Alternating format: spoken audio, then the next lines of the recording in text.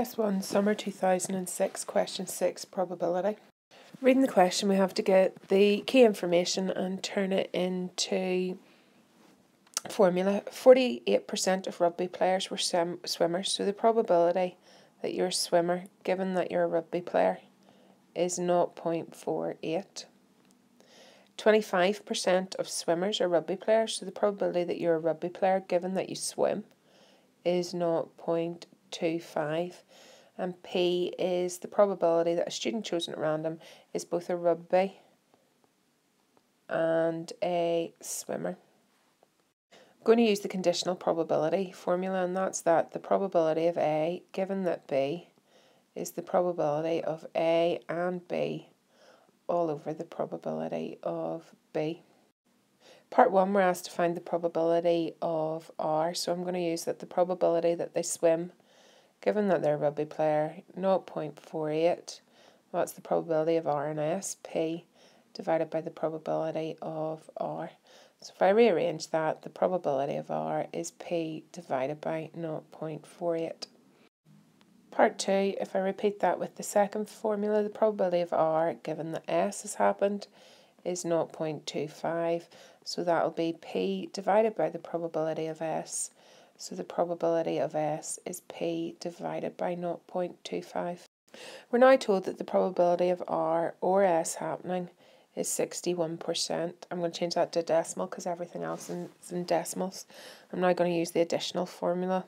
So probability of R and S is the probability of S plus the probability of R minus the probability of R or S.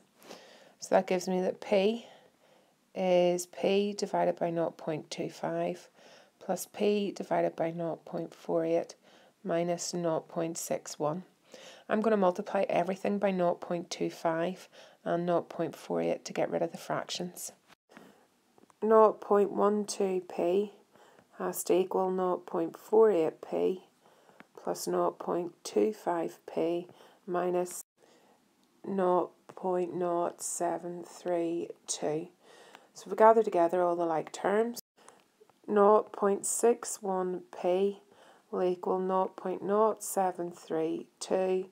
So P is 0.0732 divided by 0.61, 0.12, or 12%. I can now work this P of R out. So that will be 0.12 divided by 0.48, 0.25, or 1/4. And P of S, which will be 0.12 divided by 0.25, 12 over 25, 0.48. Probability of R and S happening is 0.12. If they're independent, then the probability of R and S will equal the probability of R multiplied by the probability of S.